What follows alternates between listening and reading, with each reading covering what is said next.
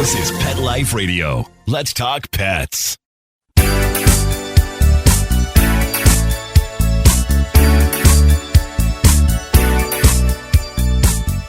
Hello, you're listening to Animal Party on Pet Life Radio with me, your host, Deb Wolf. And today I've got my very special favorite doctor on the show to talk to you all and answer your questions, Dr. Jory Bachnick. Welcome to the show, Dr. Jory. Hi, Deb. Welcome to the show. Thank you. Glad to be here. So, okay, I have a question for you that I don't really understand because I remember touring the veterinary college at Guelph. I think you went there. I remember going for a tour there and seeing all the many animals who were, on display and having things done to them to demonstrate the different parts of their bodies, particularly a stinky cow. But why can't you all, veterinary doctors, find the mystery, uncover the purr?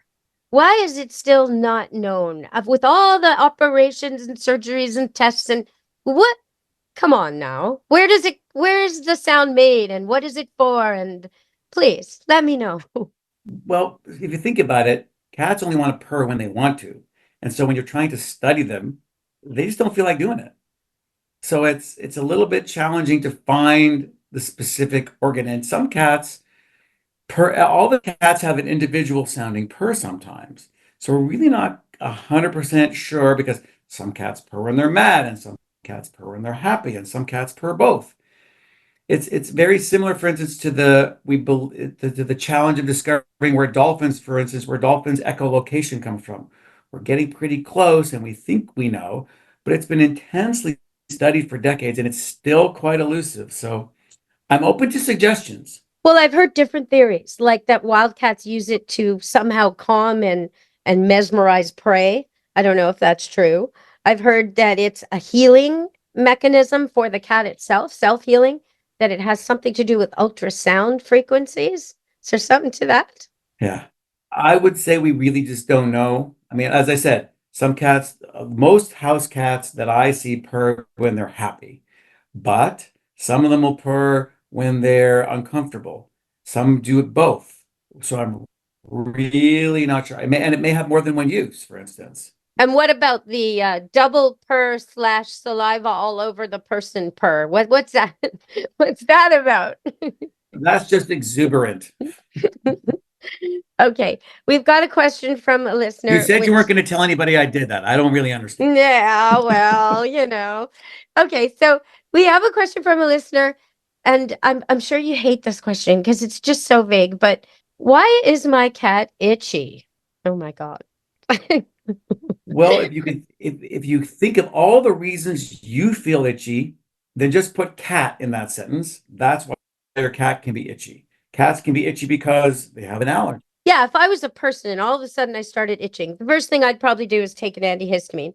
And if that didn't work, I might try to, track it. Is it always when I wear clothes out of the laundry? Is it always when I'm in the car?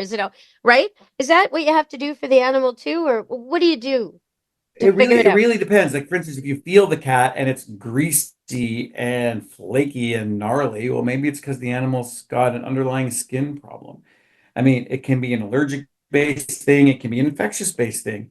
It can be a contact thing. How many times, for me, if I touch a sharp, prickly, coated boxer, I break out in hives. And so it can be something they touched. It can be something that they inhaled. As many possible causes as you can think of for people, you can get it for cats.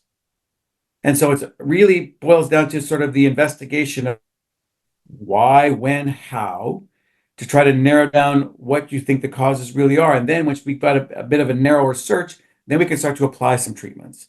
And sometimes the treatment can be something as simple as giving the cat a bath, brushing them out. Well, I found there's a few dogs. There was a chocolate lab who used to stay here who needed an antifungal bath every week. And she was beautiful. But if you missed it, she'd go bald. She'd pick herself raw. She had to be on, what's that drug? Oh, I can't think of the name. The new one. Very expensive. Once a day. It makes you not itch. Itraconazole? No. Some antifungal? Apoquel? Oh, Apoquel. Yep. Yes, that was what she was on. And then we got her off it just by bathing her once a week with the antifungal. But I'm thinking, you just said you're allergic to boxers. Are you allergic to any other dogs? It's so the short, prickly furred dogs sometimes make you break out. Not all of them, but whether it's a bull Adobe? terrier, boxer, Doberman, Okay, they got musk. It's all a those short, oily. prickly furred dogs Yeah. They got the smelly makes musk. me break out. Dog breeds smell different. Like border collies sort of smell like wool, and labs kind of smell like musk or oil, and they definitely have different coats. So people can be allergic to one type and not the others, right? Yeah, you can be sensitive to one kind of fur, not the other. And the same with your dogs and cats. And your dogs and cats can have allergies like that too, right? Very specific. 100%. So is there a way to rule out like the itchy dog? Okay, you give it a bath and then you brush it often. And then I would say if it's licking the base of its paws, I might look to something it's eating, right? That would maybe be an indicator for me. But if it's not, if it's just scratching and not licking at its paws, then I might look to something else. How do you figure this out for people? Because there's a lot of itchy dogs out there and cats. It really is a very methodical step-by-step approach. You've got to look at food, you have to look at environment. And it can be contact, it can be inhaled. So you try to look at, is there a seasonality to this? Is there a family activity related to this? Have we changed our detergents? Have we put carpets in the house? Have we taken carpets out? For instance, I had one family whose Jack Russell had a sort of anaphylactic reaction when they were changing the carpets. Well, as it turns out, the house was quite old and the underpad was made of horsehair. And the dog turned out to be exceptionally allergic to horses. So that's a terrible trait in a Jack Russell. They're supposed to run with horses on the hunt. Oh no. Oh, that's a fail. Okay. It was a bit of a fail. He was also super allergic to hardwood, and they heated their house with a wood stove. Oh, so I ended up convincing them to send that dog to her sister-in-law in Albuquerque, New Mexico. And 3 days after arriving in the desert, it stopped itching. Oh, okay. So sometimes you you have to figure this out and you have to eliminate the allergy because you don't want to be medicating a dog for its whole life when it's something so simple. It may not be, it is a simple thing, but it's also a challenging thing. For instance, if your dog's allergic to grass and trees, then there really is no way to avoid medication so they don't stop pulling their fur out. So you can probably tie it to a season where prior to them getting all itchy, you start them on their medication, treat for that period, and then you can wean them off and see if they're still itchy or not. But some of them are allergic to things through every season. And so these guys, unfortunately, require their meds. But as you said earlier, there's some new meds out there. One of the things I really love about them is their lack of side effects. They don't have the same side effects as some of the older medications we used to be prednisone, right? They used to put dogs on prednisone for, and sometimes it was just because the owner wouldn't get on the flea protocol. The dog was so allergic, but the owner refused to admit there was a flea problem, and it would be so easy to prevent. Okay, everybody, we're going to go to break and come back on Animal Party, Pet Life Radio.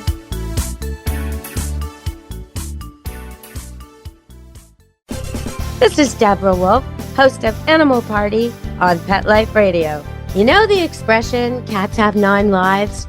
Well, what if you can give them one more? The Give Them 10 movement is on a mission to help give cats an extra life. How? With spay and neuter. Spaying or neutering your cat helps them live a longer, healthier life. And it helps control free-roaming cat populations too. Learn more about the benefits of spay and neuter and meet Scooter, the neutered cat, at GiveThem10.org. That's GiveThem10.org. Let's Talk Pets on PetLifeRadio.com.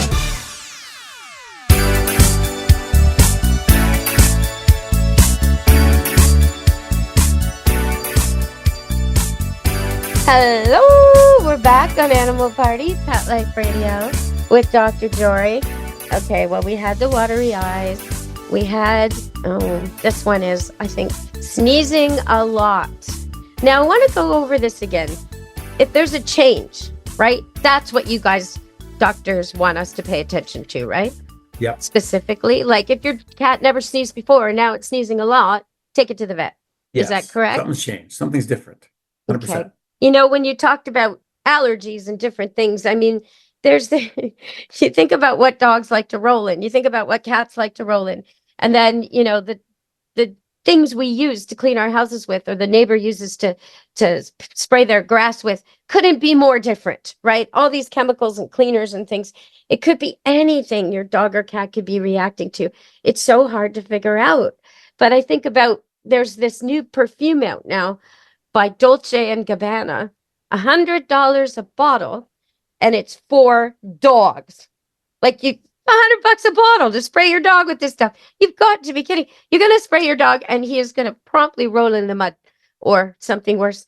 I just think, you know, put that money to a good spay and neuter. Make a donation. Get a tax receipt. You don't need to buy that for your dog, do ya? That's not the way to go. And he's probably going to be allergic to it. I don't think they'll thank you. I don't think they'll thank you. No, no. Okay. So we're getting back to our questions for you. Is there anything you wish, you know, as a veterinarian, you wish people were doing, or people were asking you, or you wish they did at home? Anything with cats and dogs that you're just like, why don't the people do wish this? they would ask me what to feed their dogs before they went out and bought stuff. Yes. Yeah. Diet okay. would be at the near the top of my list. Would be one of them. Because would you say most dogs and cats are the wrong weight? Would you say most of them are not the correct weight? They're either most of them are too fat. I and a would few say of the them are too most. thin? I would say the majority of them are overweight. Okay. And the feed packets don't help because it'll say, you know, for a 50-pound dog feed, and it'll say 4 to 8 cups a day. Well, how do you know? Is it 4? Is it 8? That's a big range. Well, in all the feeding guides on all the commercial pet foods overestimate the amount that you're supposed to feed.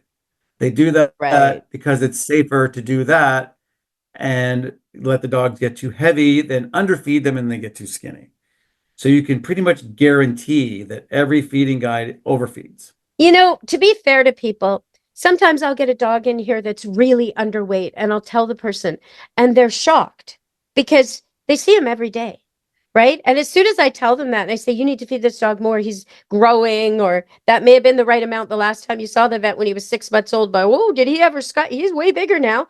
You need to feed him more, right? And they don't mean to do this. They want their dog the ideal weight, right? True. I would completely agree with that. But I'm not sure cat owners want their cats the ideal weight. I think there's a lot of cat owners that are okay with their cats being quite rotund. I would also agree with that as well, considering we have one cat that my wife affectionately calls Fat Baby. And That's what I she mean. is happy with Yeah. Fat Baby. Or Pikachu or whatever. And, you know, basketball. So how do you help people see that their pet is going to be happier, healthier, live a longer life if they didn't let it get so big? It really boils down to just a bit of education. When you talk about how it's harder on their joints, when you talk about how it can promote diabetes, if you talk about how it will prevent liver disease, all these problems that can be both problematic and expensive to manage and treat can be prevented by not letting their pets get obese. You know what else? Teach them something else. Like if the only trick your cat knows is beg for a cookie, the only trick your dog knows is bark at the cookie pantry, then that's all. They want to do other things too. That's what I say. Absolutely. Get them out doing things, get them out being active. That's what they're built for. So get your dogs outside running around, get your cats, if they're indoor cats, get them games and things that they can play inside to make them active. Like one of the things I'll do in my house with my 4 cats is their evening meal is done when we go to bed. I scatter the food all over the main floor. So for them to eat, they've got to find it. So it's an actively hunted evening, keeps them really busy, keeps them really active. They don't sit there and eat all their food in literally 5 seconds. Mm-hmm. Oh, no, that's really smart.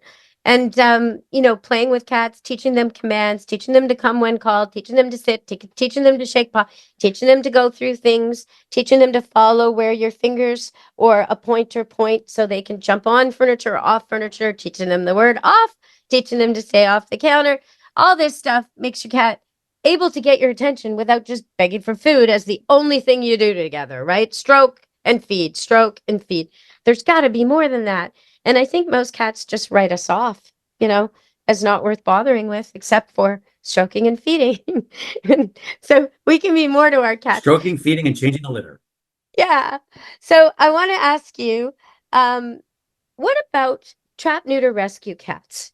What about when they come to the vet? And how can people help more with that?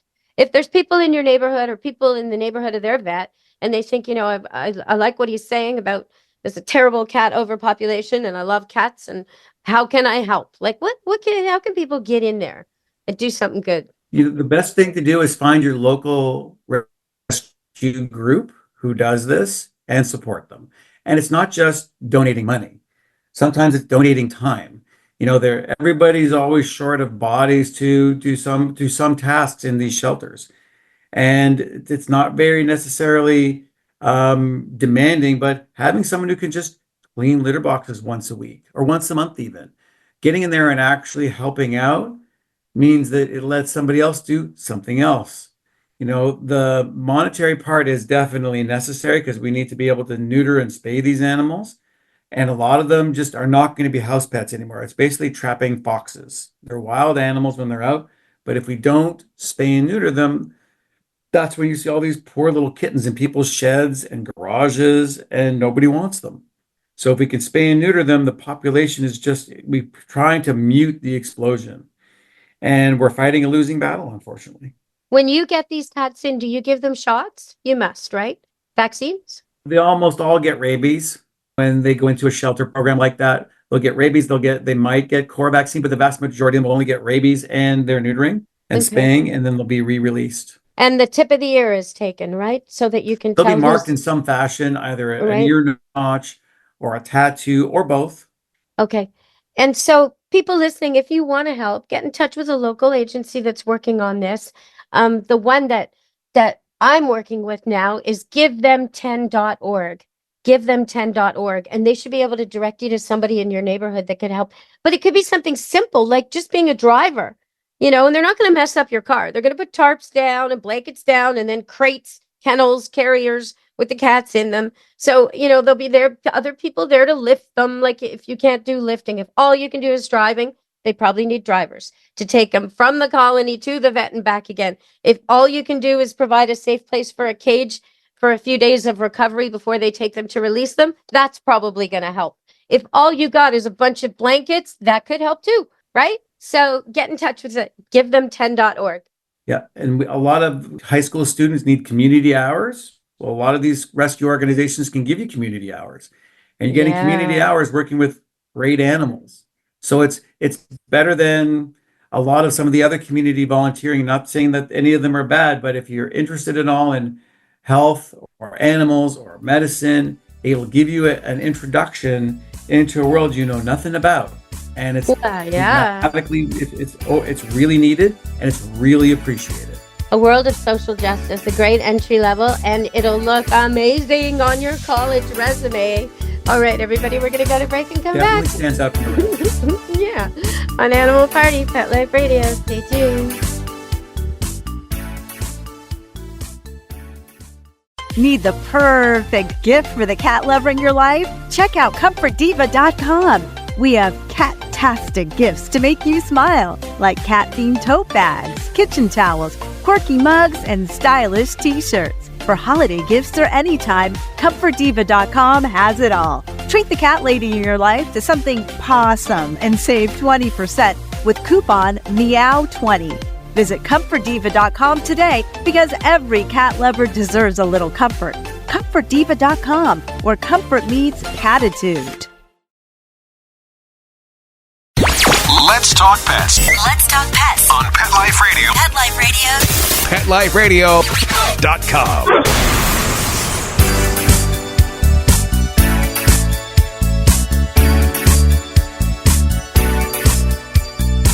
Hello, we're back on Animal Party, Pet Life Radio.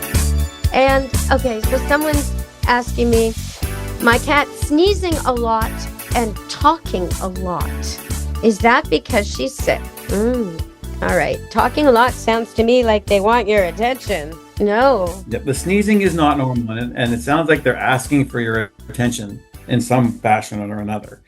But again, sneezing is kind of like itching. There's a variety. If you could think of any reason why a person sneezes, that's why cats sneeze. Okay. And if it's done it for a while, there's likely some underlying issue, whether it's a viral infection. These cats get nasal polyps, but it's something that should be looked into because a normal cat doesn't sneeze a lot. Okay. Now, I've heard reverse sneezing in some dogs, which is really odd. And I've had some questions about that before, sometimes sent with video clips.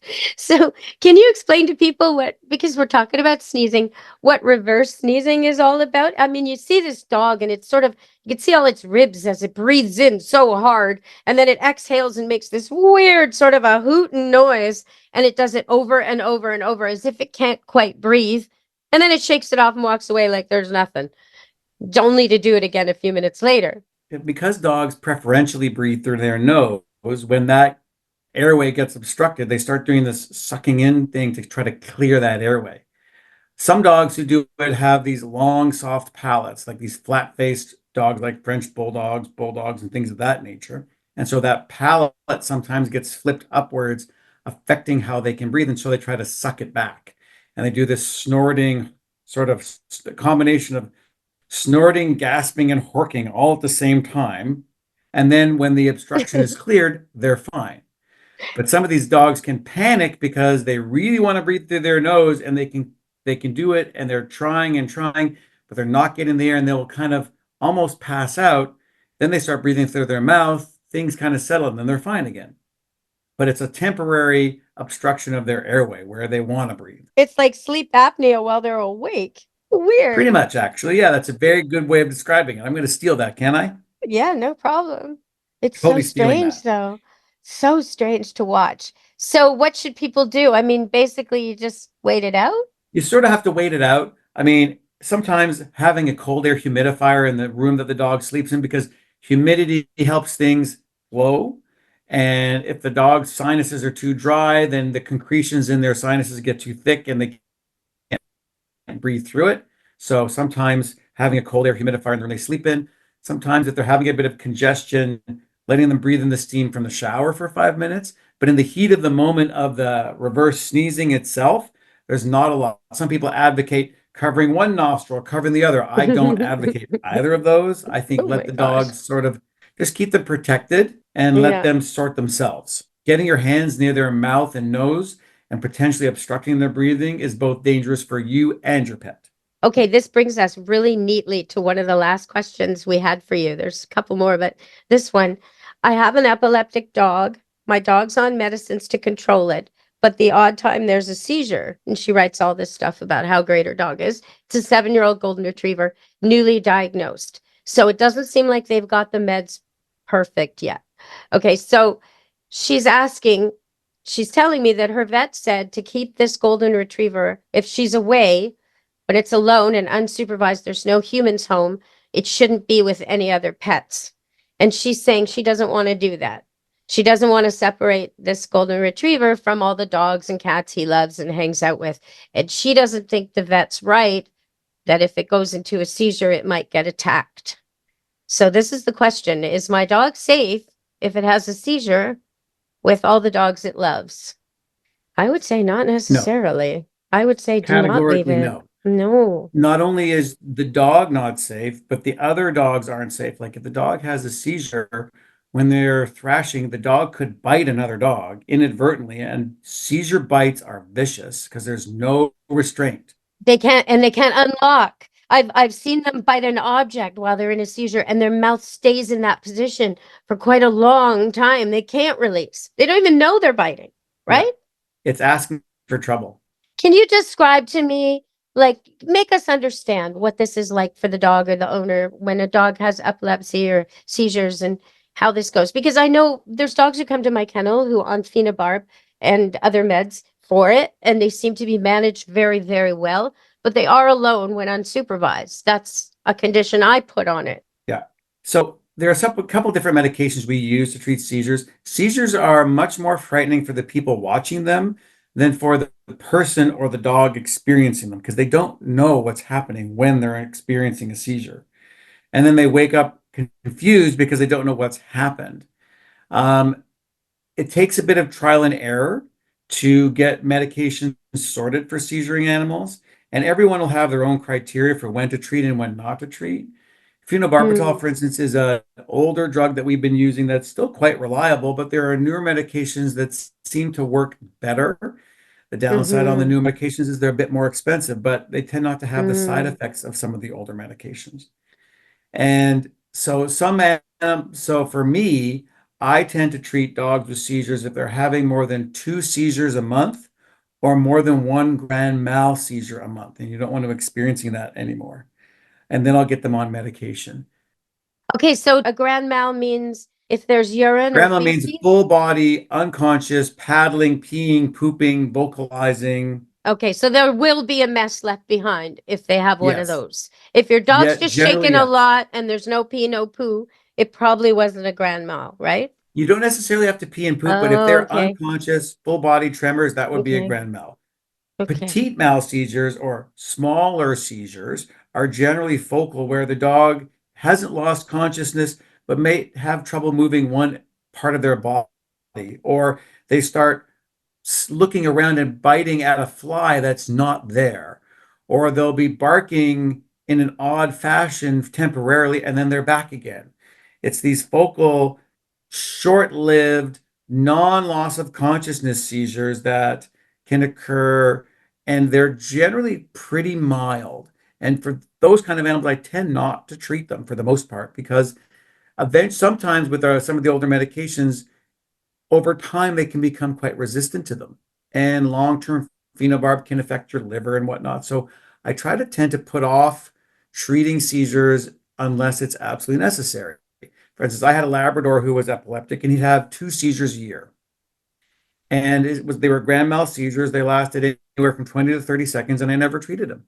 Okay. But did you leave him alone with other dogs by himself? Generally, no. Okay. Okay. And okay, so some of what you His seizures described. almost always happened at night, laying beside me. You're smart. Okay, I'll go to the doctor and then I'll have my seizure.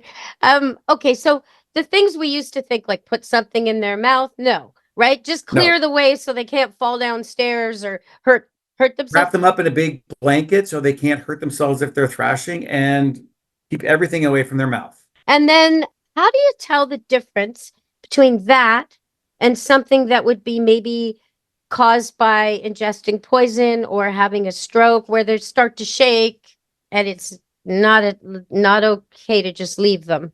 Generally speaking, if your dog's never had an episode like that, it's never okay to leave them. Take them to your vet. Okay, because it could be something else. And okay, and then time is of the essence, right? If it is Always. something else. Always. Okay. And after a seizure, like say your dog had a seizure and you brought him to the vet, but by the time they got to the vet, it was done. Can the vet figure out that it was a seizure by something? Exam or blood? So you can usually do it based on the history of the physical exam. So for instance, an epileptic seizure will look very different than an organophosphate poisoning, or it'll look very different than a dog who collapsed because of heart disease, or a dog who collapsed because of respiratory problems. And so what's important is it's a question of ruling out the things it isn't, and leaving you with a tentative diagnosis of epilepsy is important, because that will dictate how you treat them. So there is no like blood marker or thing you're going to find that says, yep, this is E for epilepsy on this little cat or dog. Nope, there is not. Okay. Do cats get epilepsy too? Yes, they do. Really? Okay. And I mean, I know the number one reason cats are surrendered to shelters is they don't use the litter box. But what about health reasons? Do a lot of people surrender animals because they need meds or injections or this kind of thing? Does that happen a lot? I don't see that as often. It's almost always behavioral. I mean, they come in saying, oh, someone's developed an allergy or we're moving. But for me, on the side of intake and seeing how these animals, the ones that are left, it's very, very rarely medical. It's almost always behavioral. Okay. Well, that's interesting. And all the behavioral stuff can be worked on, you guys. Don't abandon your animal just because it has a bad habit or two. It's really easy to fix most things. That kind of goes back to that question of what do I wish people would ask me? Okay. I wish you would ask me about the breed you're considering getting before you got it. Okay, so you mentioned several times today cats with short noses and flat faces, dogs with flat faces, short noses. All right. What's the deal on that? Do people get those not realizing how much extra effort and cost there might be? Just look at the explosion of the French bulldog. They can't Okay. possibly know what trouble they're going to be getting into because those dogs are just so darn cute. People don't really take that into consideration, but they are walking and talking respiratory nightmares. So when people look at a big dog and they say, "Oh no, I can't afford a dog like that. I'm going to get a little one like that," and I see them make a decision not to get a big mutt who's probably not going to have a health problem till it's a senior, and they pick one of these little high maintenance bred very specifically dogs, and I think, well, that's going to cost you 4 times as much as the street mutt. So You aren't okay. wrong. So I know this year we had some problems with people trying to fly, and at the last minute they checked a boxer in here because they weren't allowed to fly in summer with a boxer. So there's that too, right? They're not as safe in the air as other animals, are they? No, well, because their airways are more potentially compromised, then you run into more trouble. And temperature dependency plays a big role. If the oxygen level is not the same, unfortunately, I have a brother who's returning to Canada, and he has 2 bulldogs, and they are chartered. There are now airplanes that you can get tickets for your pets that are specifically for flying animals at $10,000 a seat. And he's bringing 2 bulldogs to Canada. Where's he flying from? Sydney, Australia. Oh, and if you go the other way, you got the quarantine and all the rules. Same with Hawaii, so you got to be All the careful. rules. Pet passport, vaccines, everything else. Which brother is this? This is my youngest, Jeremy. Oh, Jeremy. Yes, I remember Jeremy from Carpool. Okay, so back on the topic of what do you wish people would ask you? You said you wish they'd ask you about breeds. So clearly you want to warn them against some of these more expensive, high maintenance, short face breeds. Anything else in cats and dogs you want to warn people What I about? really would like to talk to people is like write down what it is that you want and what it is that you don't want. So if you Mm-hmm. want a more sedentary dog who doesn't require a lot of work, don't get a pointer. Right, Don't get a border collie. right. Because yeah, they're popular, but there's a reason that they are bred for particular purposes. And so I would help steer people to breeds or crossbreeds of dogs that are more suited to their lifestyle than what they think they want. Because there's the idea of what they think they want, and then the reality of what they should have. And they often are quite different. And when you get them to write down the things they like and things they don't like, it becomes much easier to set yourself up to be successful with whatever pet you choose versus on a whim for Christmas buying a Rottweiler when you live on the 5th floor of a walk-up apartment, don't really like taking your dog for walks and have no time to train them. Yeah, and even with cats, there's a real big difference between the kind of grooming and care a long-haired cat needs or a short-haired. Huge difference. You could have 5 short-haired and you wouldn't need to groom them as much as 1 long-haired. And then there's the activity level and the noise level. Like, I'm sorry, but I don't like a pet that sounds like an unhappy baby. That's not good for me. So I won't have a Siamese because I mean, they're adorable. They do lots of tricks. All power to the Siamese people, but that sets off alarm bells in my brain. I can't sleep with that noise. I think there's a baby in trouble. So for me, Siamese are not it. Now, Abyssinians, if I see a stray cat at a shelter that needs a home and it looks like it's got Abyssinian in it, well, then I know I'm going to try and dangle some toys and see if it's reacting. This could be a cat that'll do tricks. But if you just want a cat that sits around all day, you don't want that one. That one's going to knock stuff off tables just to get your attention. And I've seen some pretty sedentary border collies. But at least in generalities, we can point ourselves in directions of dog breeds or cat breeds that are more conducive to a person's or family's lifestyle. If you have 4 children under the age of 5, then having a nervous-based dog who requires tons of exercise is probably not the best choice for you because how busy your household is going to be and how reactive those dogs could be to the young people in the house versus a calmer, relaxed dog who doesn't need that kind of activity. You can really set yourself up for success or failure based on your choices. So I really wish they would just reach out to us and say, "Hey, this is what we're thinking. What do you think?" Because Yes. we want to foster a good animal client relationship. And sometimes there's like a thinking outside the box that goes on. I once placed these people, they really, really wanted a border collie and they wanted a trick dog. They'd had border collies for a long time, one after another, and they loved it that this dog was always ready to go and ready to learn stuff and super keen and knew all these words. But they got old, real old, and they still wanted a dog like that. So I found them one with 3 legs. Perfect. It'll do anything they want. It's eager to please, but it doesn't need to go for a big long run every day. It only has 3 legs. Perfect. And then when that dog died, I found them another one. This was a 5-year-old with a little bit of an eye problem. Couldn't see so good and already middle-aged and kind of mellow. Perfect. It was a border collie. Still did all the tricks they wanted. So sometimes, the rescue community has exactly the dog or cat you want, Yep. It's just knowing what you need, just knowing what you want, and then finding it. And there are loads of animals who are 5, 6, 7, 8, 9, 10, need homes, and they're pretty mellow. Their puppy kitten days are long gone, and you don't need to think they won't bond with you, because when an animal's been homeless or been at a shelter or clinic for a long time or a dog kennel for a long time, they're so grateful that you took them into your family. You'll never have an animal as grateful as that. So really think about rescue. Even if you think, oh, he's 8 already, I'll only have 4 years. Those are going to be a really good 4 years, really, really good. So it's worth it. You're going to get a lot of loyalty out of that without the destruction of the puppy or the kitten. You can have Christmas without having to hide the tree.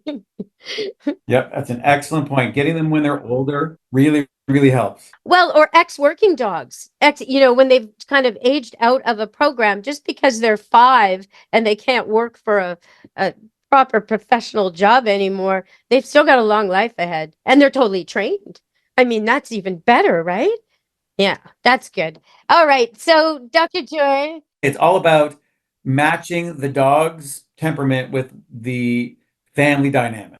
And if you do that, you're setting yourself for success. Yes. And sometimes I think people, they promise a dog to a kid who's 5 till he's 6, till he's 7, till he's 8, till he's 9, till he's 10, till he's 11. Now he's 12 and they say, we're going to get you your dog.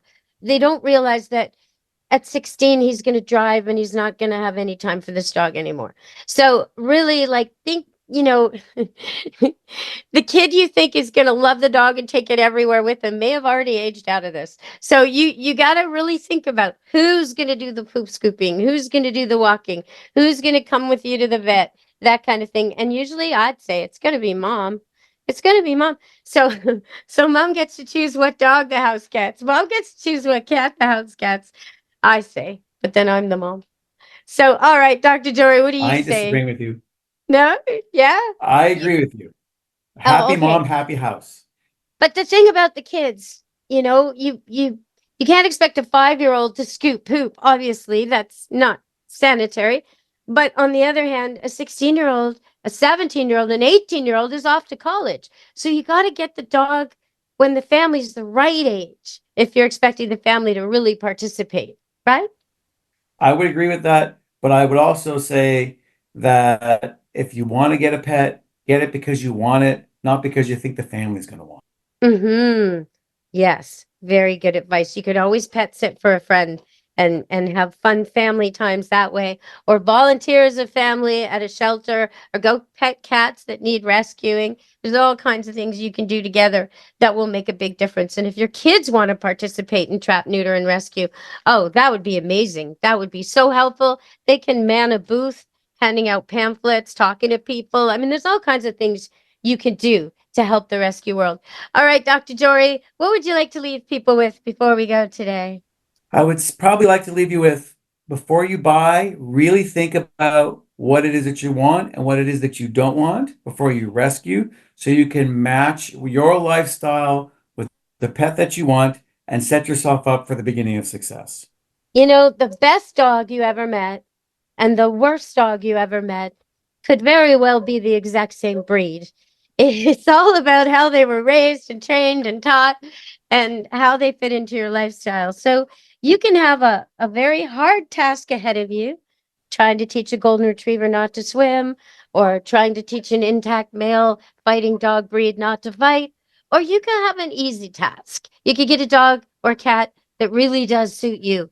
And then all that extra time is spent loving it and pleasuring and having fun and not fighting its nature, just going with it. So I totally agree with you, Dr. Jory. But if you got the wrong dog, or you got the wrong cat, or maybe you got a hyper athletic dog because your teenage son is a marathon runner and now he graduated and he moved out, and now you got this hyper dog, you need a trainer. They'll help you out. There's so many ways to exercise a dog, and a tired dog is a good dog. So everybody, don't give up on the dog. Don't give up on the cat. They can retrain. All right. Thanks for joining us today, Dr. Jory, at the Animal Party. Absolutely my pleasure. It's been wonderful. All right, everybody. Keep sending me your questions for Dr. Jory to dev@petliferadio.com. All right. Thanks, everybody. Until next time, be good to your animals. Let's Talk Pets, every week on demand, only on PetLifeRadio.com.